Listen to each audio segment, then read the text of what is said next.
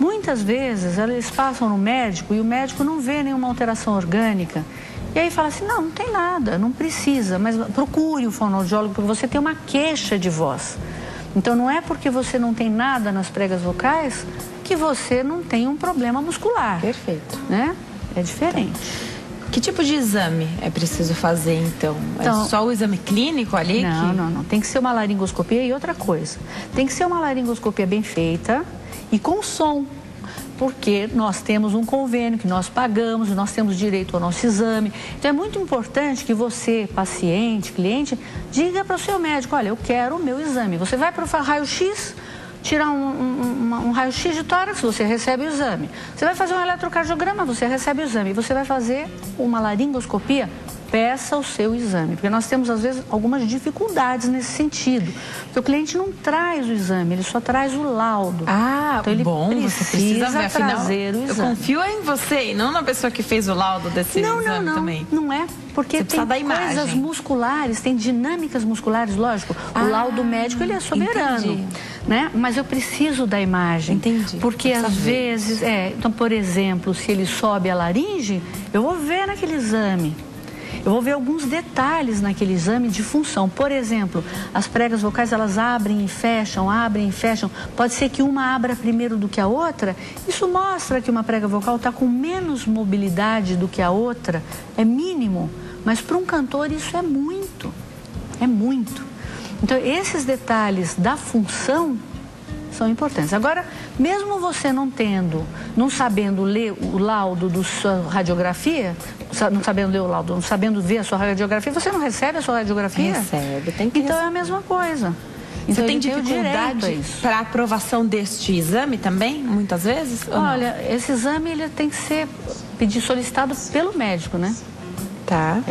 São médicos. Eu como fonoaudióloga posso solicitar ao médico uma consulta e aí o médico vai então solicitar a laringoestroboscopia, que é um exame que vê as pregas vocais em movimento e dá detalhes muito importantes para nós. Para essa moça, por exemplo, ela tem que fazer uma laringoestroboscopia, porque se ela tiver uma hipotonia, uma flacidez no fechamento das pregas vocais, é só a estroboscopia que vai mostrar. Porque a prega dela vai fazer assim, vai ficar pouco tempo fechada, tá? Ou uma vai abrir diferente da outra. Sem a estroboscopia, você não consegue ver isso, se você não tiver patologia nenhuma. Perfeito. Tem telespectadora na linha, quem fala com a gente agora é a Simone de Araras, interior de São Paulo. Oi, Simone, tudo bem? Tudo bem, e você? Tudo jóia, seja bem-vinda. Pode perguntar.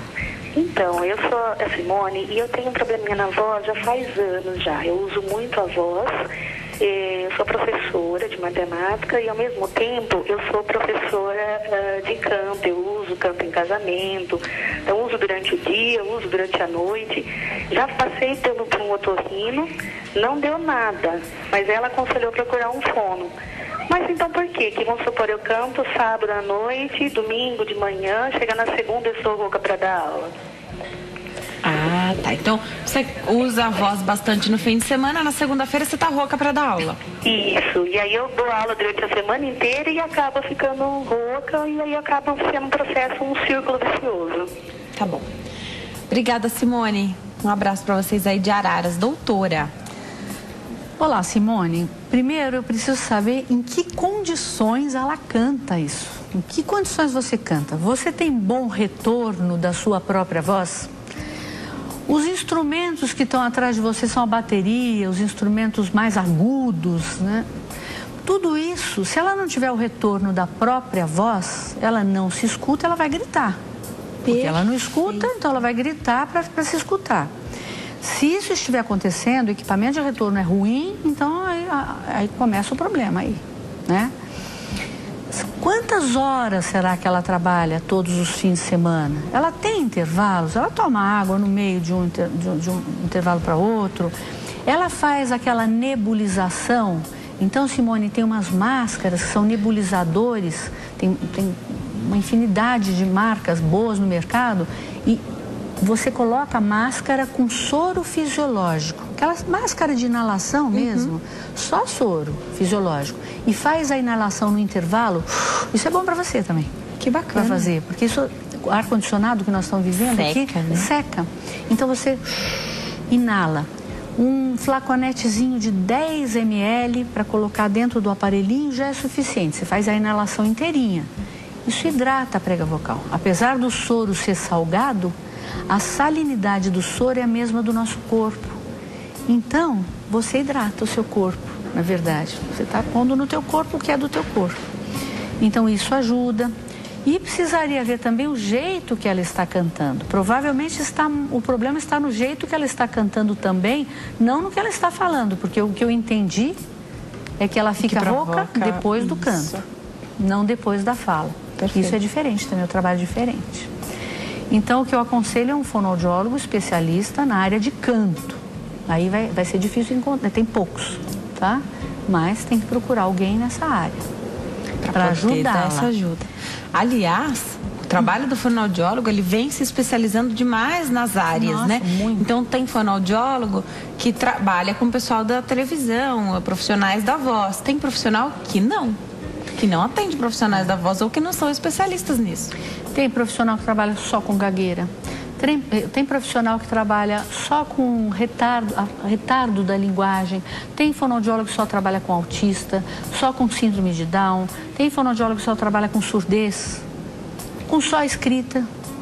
Então, assim, nossa profissão é linda e é vasta, muito ampla, muito vasta. Agora, a gente fala o tempo inteiro, né? A gente fala o tempo inteiro. Então, eu fico imaginando o que pode prejudicar um treinamento, que é um treinamento. Esse trabalho com o fonoaudiólogo, ele é um treino, né? Então, ele é de uma forma, você fala de uma forma, eu falo de uma forma, eu vou me consultar com você, faço as sessões, faço esse trabalho com você, eu vou aprender a usar de outra forma a minha voz, a posicionar de um jeito diferente, e aí o resultado da voz vai ser diferente.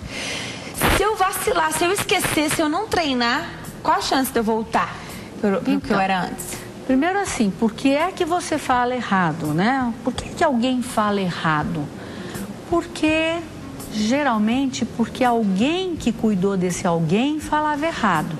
Então a mãe, a babá... Eu tive um caso muito interessante. O menino falava desse jeito assim, ó. E aí ele chegou pra mim com 19 anos. E falava assim, desse jeito. E aí passou no otorrino. Podia ser algum problema no nariz? Não tinha nada no nariz. Passou com excelente otorrino. Não tinha nada no nariz, não tinha nada na garganta, não tinha nada. Então por que o menino fala assim? Aí eu achei, esse menino é surdo. Passei numa audiometria, nada, normal. Eu falei, não é possível. E aí eu falei assim, olha, eu não sei o que você tem. Ninguém identificou, médico não identificou, eu vou tentar mudar. Você precisa botar a voz aqui, um pouco o nariz, porque você não tem nariz, você só fala com a boca, não vai, não vem pra cá. Vou trabalhar isso. Você fala desse jeito assim, então nós vamos mudar. Ele começou a rir. Eu falei, por que você tá rindo? Você fala que nem a minha babá. A minha babá, sim, era surda. Ele, com 19 anos, ele foi criado por uma babá surda que falava desse jeito. Né, que tinha uma perda moderada, provavelmente, de audição. Então, ele aprendeu com a babá a falar. Que a mãe trabalhava, enfim. Ele aprendeu daquele jeito, né? Que a gente copia, daquele jeito. Então, assim, precisa sempre ver por que a pessoa está falando errado. Agora, o treino, né, que você me perguntou. Treino. Se você é profissional da voz, você tem que treinar. Por que um cantor maravilhoso, como o meu querido Daniel, por que ele é tão bom? Por que ele está com aquela voz naquele lugar? Porque ele tinha 24 anos quando ele veio a primeira vez e de tempos em tempos, não é sempre, de tempo em tempo, um ano, 2 anos. Agenda, né? Não, ele teve uma época que ele fez com regularidade, mas depois que ele posicionou... Vai treinando mesmo. Então, às vezes ele vem, doutor, olha, eu não sei, estou sentindo assim, ó, estou com um trabalho novo, olha isso. Tá. E a gente vai lá e reposiciona em uma sessão, né? Então, se você treina direitinho, você pode treinar sozinho depois.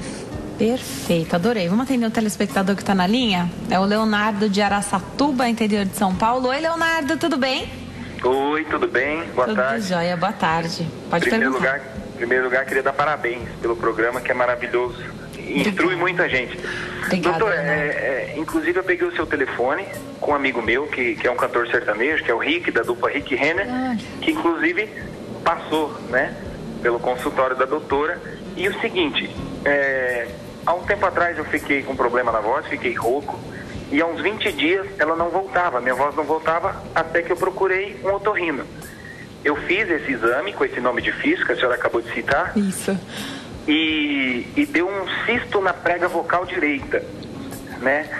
E conversando com o Rick esses dias, a gente estava viajando, ele falou, Léo, não opera, ele falou, procura a doutora Silvia, inclusive eu já entrei em contato, marquei minha consulta, e ele falou, ó, eu te aconselho a não operar, né? E você vai falar com ela. E agora, assistindo televisão, a hora que eu vi, eu me surpreendi, falei, nossa, eu vou ligar e vou falar com a doutora. Então eu queria saber, assim, o que a senhora me aconselha? Leonardo, você canta também, né?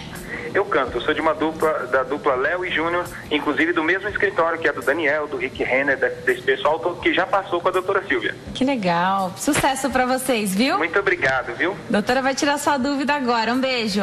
Um beijo, obrigado, boa tarde. Boa tarde. Que coincidência, né, doutora? Coincidência. Primeiro um beijo pro Rick, meu querido Rick também, outra pessoa incrível, maravilhosa, que eu tenho muito orgulho. Quanta gente, né, que você atende. Pessoal do canto, principalmente, canto, teatro, televisão, né? Minha especialidade é essa. E o Leonardo, então eu vou poder falar melhor para você isso na nossa consulta que você já marcou. Mas tudo vai depender da dimensão desse cisto. Às vezes é muito grande, impede as pregas vocais de fecharem, e aí não tem que operar. Mas o pouquinho que eu estou escutando a sua voz aqui, eu não vejo grandes alterações. Lógico, eu vou te avaliar e vou poder ver o seu exame e discutir melhor com você. Mas tudo que a gente puder evitar operar a prega vocal, exceto um câncer, exceto uma papilomatose, que é uma doença que vai evoluindo e obstrui as vias respiratórias, né? A gente deve evitar. Alterações muito grandes não tem jeito, porque senão elas acabam crescendo ou ferindo outra prega, tem que ser retiradas.